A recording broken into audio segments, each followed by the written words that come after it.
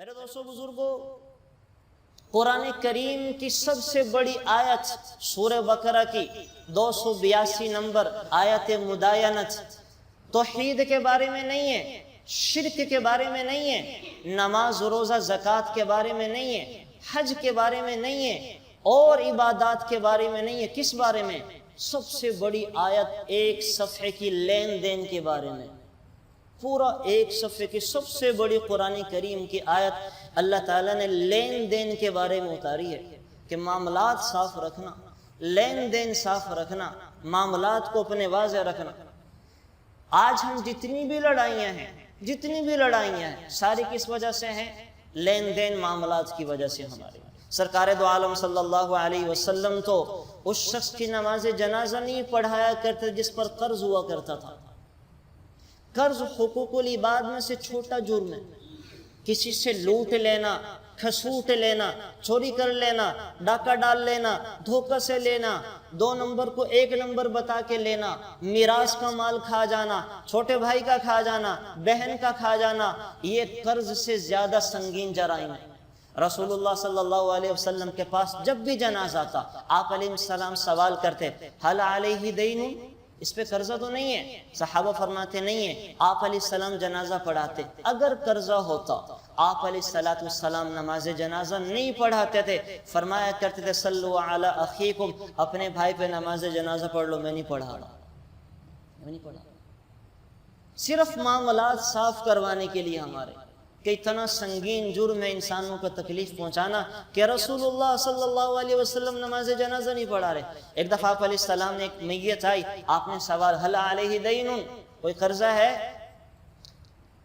کہا جی ان کے اوپر تو قرض ہے، پیسے دینے۔ تو آپ علیہ السلام نے فرمایا جنازہ پڑھا دو۔ میں نہیں پڑھاتا، تم پڑھ لو۔ ابو قتادہ کھڑے ہوئے، یا رسول اللہ صلی اللہ علیہ وسلم، ان کا دین میں اپنے ذمے لیتا ہوں، میں ان کا دین ادا کروں گا۔ تب جا کے آپ علیہ السلام نے نماز جنازہ پڑھائی۔ میرے دوستو بزرگ، اللہ معاف فرمائے، ہم کتنوں کے کھا کے، کتنوں کے دبا کے بھی جو ہے وہ کیا کیا کرتے پھر رہے ہیں۔ ہم سمجھتے جناب ہماری عبادات ہمیں بچا لیں گی، ایسے نہیں ہوگا۔ وہ ساری عبادات ہم اوروں کے لیے کر رہے ہیں، وہ مظلوموں کے لیے کر رہے ہیں، اپنے ملازموں کے لیے کر رہے ہیں، جن کا حق دبایا ان کے لیے کر رہے ہیں۔ میرے دوستو بزرگوں، معاملات کو صاف کریں، معاملات کو صاف کریں۔ ایک مثال بس دیتا ہوں کہ ہمارے ہاں بگاڑ کیسے آتا ہے۔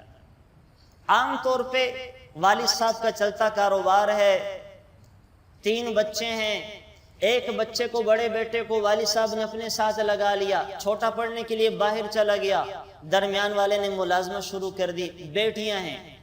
والد صاحب کا انتقال ہو گیا، کاروبار آگے ترقی کر گیا۔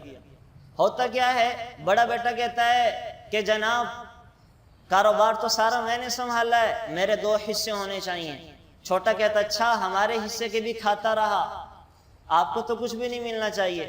بہنیں کہتی ہاں سارا تو آپ نے سنبھال کے رکھا، جو دیا وہ ہمیں ہدیہ دیا ہے۔ بھائی کہتا ہدیہ کہاں سے دیا ہے، تمہاری شادیوں بھی تو کروائی ہیں، 30 لاکھ تیری شادی پہ لگایا، حصہ تیرا 20 کا بنتا تھا، 10 لاکھ میں نے تجھے اور اضافی دے دیے۔ اب کیا ہوگا، جب میراث کی تقسیم کرنے لگے خاندان ٹوٹ جائیں گے، بھائی بھی ٹوٹ گیا، بہنیں بھی ٹوٹ گئی۔ اگر اسی وقت معاملہ صاف کر لیتا یہ والد، اگر قرآن کریم کی آیت پڑھی ہوتی، قرآن کریم کو سمجھا ہوتا، اور جب بیٹے کو اپنے ساتھ لگایا تھا لکھت پڑھت کر لیتا، تو ساری زندگی سکون سے اولاد گزارتی، کبھی بھی لڑائی نہ ہوتی۔ 3 آپشن تھے، باپ کہہ دیتا ہاں بھائی میں تجھے اپنے ساتھ پارٹنر بنا رہا ہوں، تو میرے ساتھ کام کرنے جا رہا ہے، تو 10% کا پارٹنر ہے، تو میرے ساتھ پارٹنر ہے۔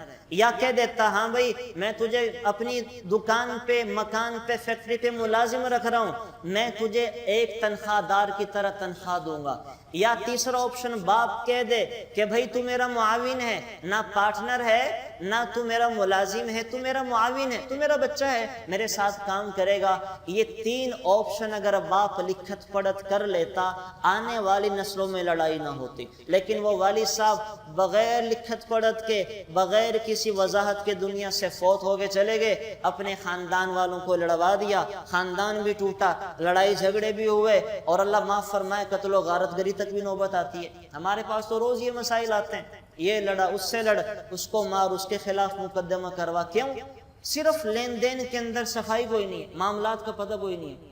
تو سب سے قرآن کریم کے بڑی آیات لین دین کے بارے میں ہے، اپنے معاملات کو صاف رکھیں، معاملات میں کوئی برداشت نہیں ہے۔ شہادت کتنا بڑا رتبہ ہے، کتنا بڑا رتبہ ہے۔ آپ علیہ الصلوۃ والسلام نے شہید کو فرمایا کہ شہید کے سارے گناہ معاف۔ صحابی نے پھر پوچھا سارے معاف؟ آپ نے فرمایا ہاں سارے معاف۔ پھر پوچھا سارے ہی معاف؟ آپ نے فرمایا ہاں سارے ہی معاف۔ بڑی خوشی خوشی جا رہے ہیں، ادھر سے آپ علیہ السلام جبرائیل علیہ السلام تشریف لائے۔ یا رسول اللہ ان کو روکیں، بلائیں۔ آپ علیہ السلام نے بلایا، ہاں بھائی واپس آؤ، اور فرمائے یغفر للشہید کل شیء الا الدین، اللہ شہید کے سارے گناہ معاف کر دیتا ہے سوائے قرض کے، سوائے حقوق العباد۔ حقوق العباد اس کے بھی معاف نہیں ہوتے، حقوق اللہ معاف، حقوق اللہ ادا کر لیتے ہیں، حقوق العباد میں بالکل صفر ہیں۔ تو میں بھی نیت کروں، آپ بھی نیت کریں اپنے معاملات کو صاف کرنے کی، اللہ کے ساتھ بھی معاملات کو صاف کریں، بندوں کے ساتھ بھی معاملات کو صاف کریں، اللہ کے ساتھ بھی معاملات کو صاف کرنے کی کوشش کریں، بندوں کے ساتھ بھی معاملات کو صاف کرنے کی کوشش کریں۔ Thanks for watching. Please subscribe, like, share Mufti Sufyan.